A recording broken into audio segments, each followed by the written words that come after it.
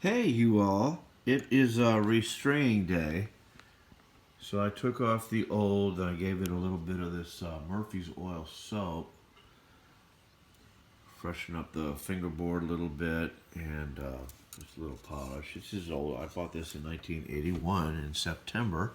I can remember because I was a freshman in college. Let me spin you around here. Oh, I can't do that with this mode. So I decided maybe I could add a little education to the mix. So one thing I do when I was a freshman year, one of the things they showed, some new guitar designer had a split bridge. It was two pieces of wood, one for the lower three strings, lower in pitch, higher in aspect as you play it, and another piece of wood separate because this is not that high end of guitar. But so one thing I've done, I don't know if you can see this, is I'd spin these three that way and these three that way, just as a, I don't have any scientific evidence this does anything. I just decided to do it, and I've been doing it since that time. So another thing I'll see if you can notice here, I have two twists on the thinner strings and one twist on the thicker one, just so it doesn't get so bulky there. There's no real trick to that. So these are two twisties, and this E string is, the low E string is a bit thicker. Oh, here's the other thing. If you ever use nylon string guitars, or if you're new to it, this is a Savarez brand, and they're kind of a gut style, a little less nylon. And I did find that it doesn't work to mix Savarez with, say, what's the other one I used to use? Augustine. The tensions are different. It just doesn't. They need to be of the same type to blend well, tension wise, and colder pitch, everything. So there's two different ends to it. I don't know if you can see this. That's too close. I wish I could spin the camera and see what you're seeing. But this end is very loosely wound, and you can see the interior color, the red, peeking through, and it's tightly wound, just the very tip to keep it from fraying. And this is much more dense. In fact, if you go down the string, it's a certain way, and it's denser toward the last inch or two. And the denser end is the end that you ask to hold on to this much tension. So that's the point I'm trying to make. The ends are different. The thicker, stiffer end is the one you tie at the bridge. You could string it through all the way from the other end. I opt to do it this way. Thicker string, one loop over. And I just kind of practice to see which way it's going to go. And I use the tension of this corner to help hold it. And I want just a little bit peeking at the bottom. This is the tricky part. And I don't want this to be very long or it'll buzz on the soundboard. Now I didn't get the corner, so I'm backing off the tension just a little bit. And I'm going to lean it forward this way and then pull back.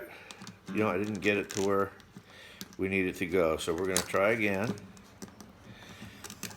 I'll give it another spin. Might need just a little more play in it.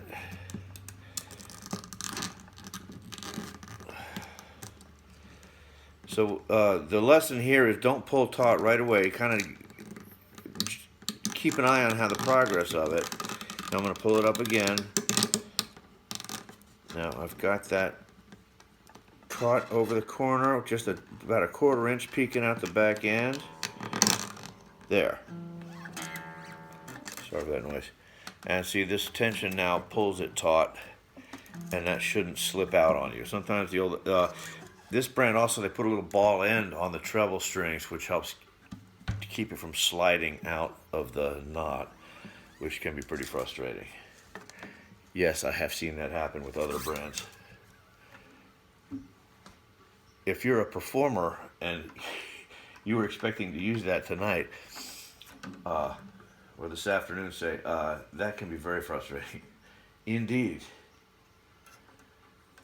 Now, the other thing is, I did a show last summer And I included a couple different guitars, but to fill up some time, I used some classical stuff. And in transport, when I got to it's my friend's farmhouse down in Elk Grove. When I got there, the A string had broken in transit. So I keep some spares around, and I just put that one on. On the MeWe channel, somebody commented, "Oh, I would have changed all the strings right away."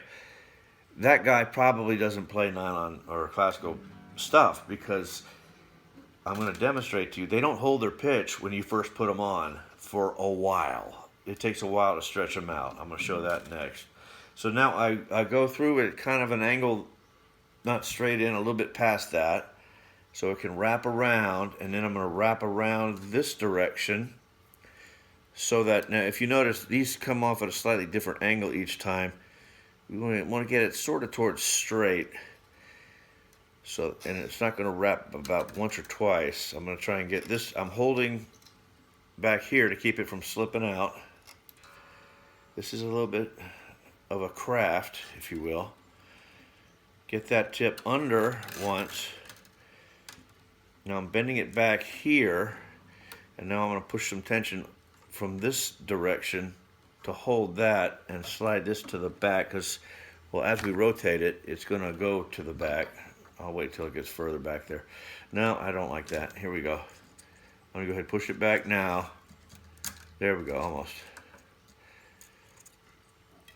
Because there's no real tension on it right now. It's just flopping. So now I need to hold. So I could use one of your hands at this point. Okay, now I got it pulled taut around the back, and it's going to self-catch itself once I put this thing in motion. I highly recommend you get one of these string winders. You can do it without. Now I didn't go very fast there because I'm kind of keeping an eye on the development of this tension setting knot. Now I want this to come out on this side of the string, not that side, on purpose, so that the winding tension catches it. You'll see that in a second, I hope, here.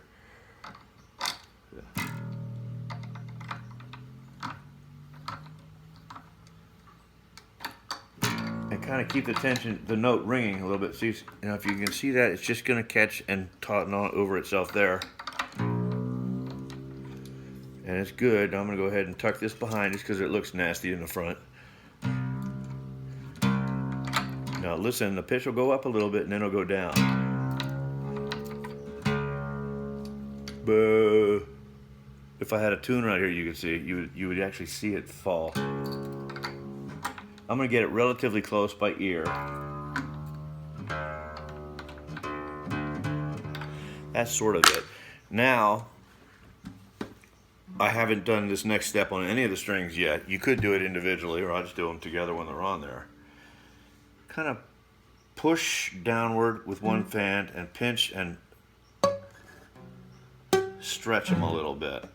Gently, but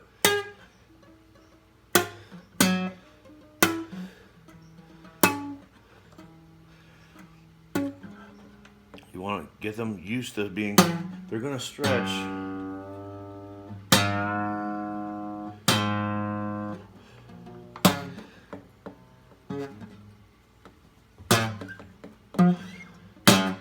So what I've done is just get them used to being stretched a little bit. That's way low for an E now.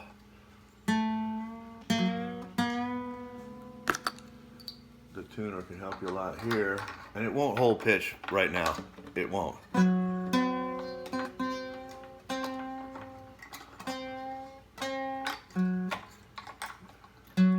That's about a G, but it's a B string. That's getting sort of close.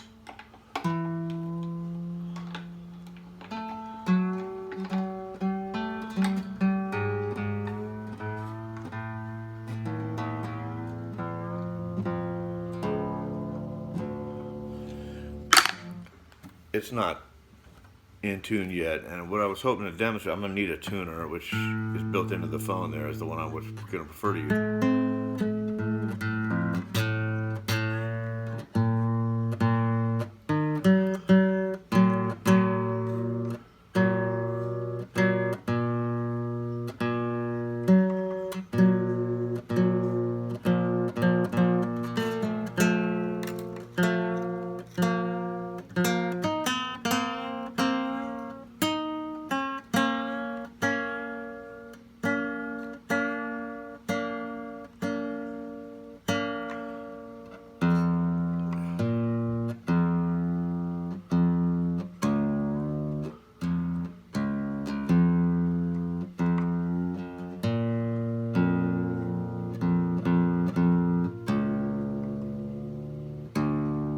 All right, I think it's relative. No, it's not.